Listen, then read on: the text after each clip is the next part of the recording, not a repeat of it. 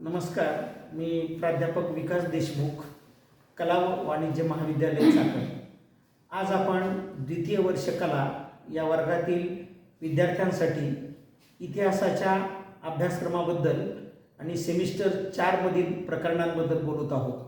संपूर्ण अभ्यासक्रम घेण्यापेक्षा स्टेप बाय स्टेप आधी एकेका प्रकरणाची माहिती मी तुम्हाला देतो.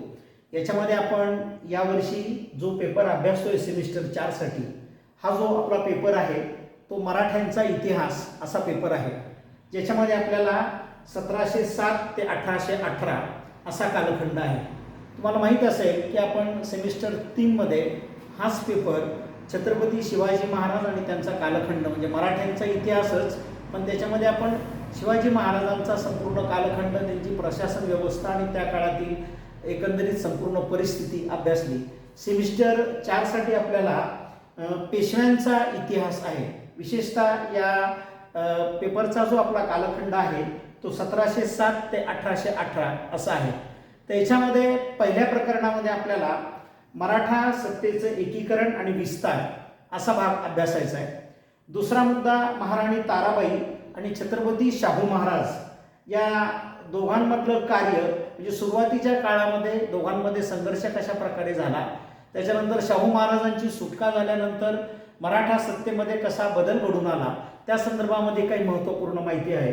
आणि तिसरा जो टॉपिक आहे याच्यामध्ये तो पेशवे पहिले बाजीराव असा हा तिसरा टॉपिक आहे.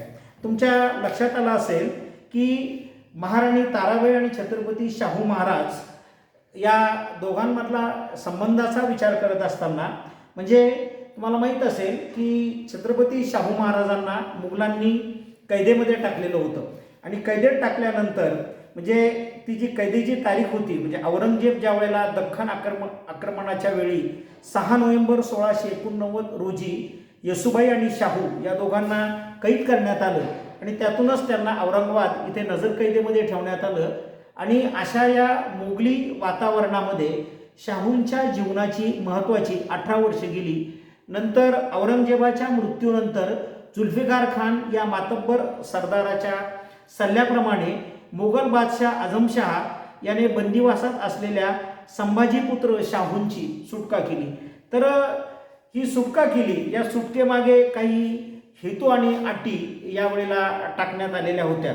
तर त्याच्यामध्ये शाहूची सुटका जी झाली ती 8 मे 1707 मध्ये झाली, म्हणजे मोगलांच्या कैदेमधून शाहूची सुटका झाली.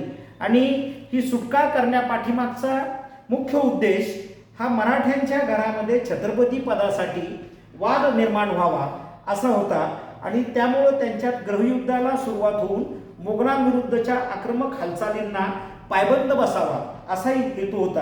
म्हणजे अर्थातच जर आपण विचार केला तर मोगलांचा हेतू हा पूर्णपणे या सुटकेमागचा सफल झालेला दिसतो. ज्यावेळी सुटका झाली त्यावेळेला शाहूंपुढे काही अटी ठेवण्यात आलेल्या होत्या.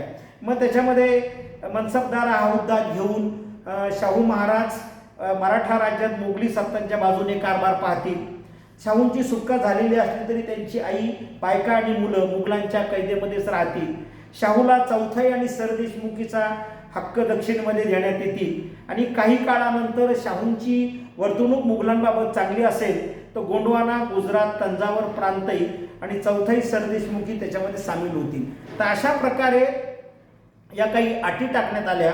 आणि त्याच्यानंतर तुम्हाला माहीत असेल की पुढं लवकरच छत्रपती शाहू महाराज आणि महाराणी ताराबाई यांच्यामध्ये संघर्ष झाला.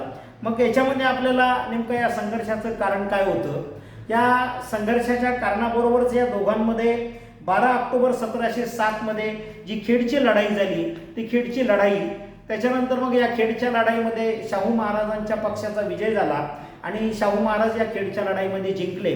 त्याच्यानंतर छत्रपती शाहू महाराजांचा राज्याभिषेक आपल्याला झालेला दिसतो आणि कालांतराने शाहू आणि ताराबाई यांच्यामध्ये समेट झालं आणि मग शाहूंनी आपलं धोरण बदललं आणि मग पुढे मुघल बादशाहकडून संदांची मागणी आणि दुही अशा पद्धतीने आपल्याला हा एक भाग झालेला दिसतो. आणि मग कोल्हापूरच्या गादीची निर्मिती आपल्याला याच्यामध्ये झालेली दिसते.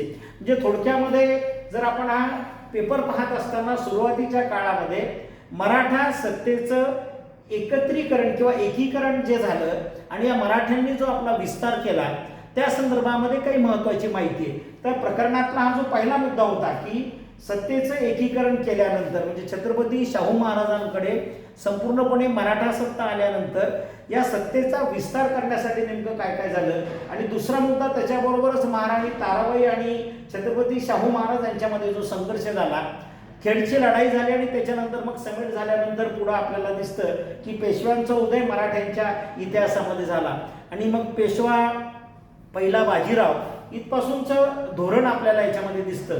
परंतु मूळतः पेशवे कालखंडाचा उदय हा आपल्याला पेशवा बाळाजी विश्वनाथ म्हणजे 1713 मध्ये मराठ्यांच्या इतिहासामध्ये पेशवाईची स्थापना झाली. म्हणजे ज्या वेळेला छत्रपती शाहू होते आणि पेशवे हे त्यांचे सेवक म्हणून काम करत असलेले आपल्याला दिसतात किंवा कार्य करत असलेले आपल्याला दिसतात.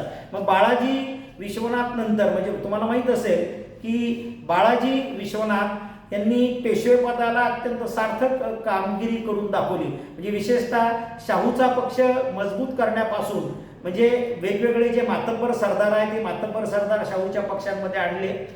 छत्रपती शाहूंचा संपूर्णपणे विश्वास त्यांनी आपल्यावर संपादन केला आणि विश्वास संपादन केल्यानंतर मग त्यांनी जी काही महत्त्वपूर्ण कामगिरी केली म्हणजे ज्याच्यामध्ये चौथे आणि सरदेशमुखीच्या संधा असतील, दिल्लीवर केलेली स्वारी असेल, या 2-3 कामांमुळं शाहू महाराजांची मर्जी बाळाजी विश्वनाथवर बसली आणि पेशवेपद त्यांना देण्यात आलं आणि त्याच्यानंतर त्यांच्याच कर्तबगारीची दखल घेऊन नंतरच्या कालखंडामध्ये आपल्याला पेशवेपद हे याच घराण्यामध्ये जे भट घराण्यामध्ये दिलेलं दिसतं आणि मग नंतर बाळाजी विश्वनाथचा यांचा मुलगा पेशवा पहिला बाजीराव हा पेशवेपदावर विराजमान झाला आणि अत्यंत कर्तृत्ववान साम्राज्य विस्तारवादी पेशवा म्हणजे मराठ्यांच्या इतिहासामध्ये ज्यांनी संपूर्णपणे कामगिरी केली. निजामाला बऱ्या प्रकारे वठणीवर आणण्याचं काम त्यांनी केलं.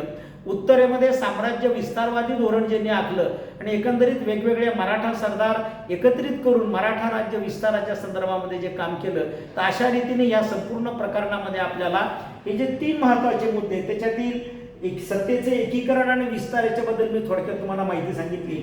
महाराणी ताराबाई आणि छत्रपती शाहू महाराज यांच्यामध्ये जो संघर्ष झाला त्याचा आपण थोडासा धावता आढावा आता आपण घेतला आणि त्याच्यानंतर मग पेशव्यांचा उदय झाल्यानंतर म्हणजे बाळाजी विश्वनाथ पेशवा हे पहिले पेशवा त्यांची कामगिरीचा आढावा आपण नंतर थोडक्यामध्ये घेतल्यानंतर आपण तो डिटेल बघतोय आणि त्याच्यानंतर पेशवे पहिले बाजीराव की ज्यांनी महत्त्वपूर्ण कामगिरी केली त्याचा एक आढावा आपण घेणार आहोत. म्हणजे अशा रीतीनं हे प्रकरण आपलं पूर्ण होईल. या ठिकाणी मी थांबतो.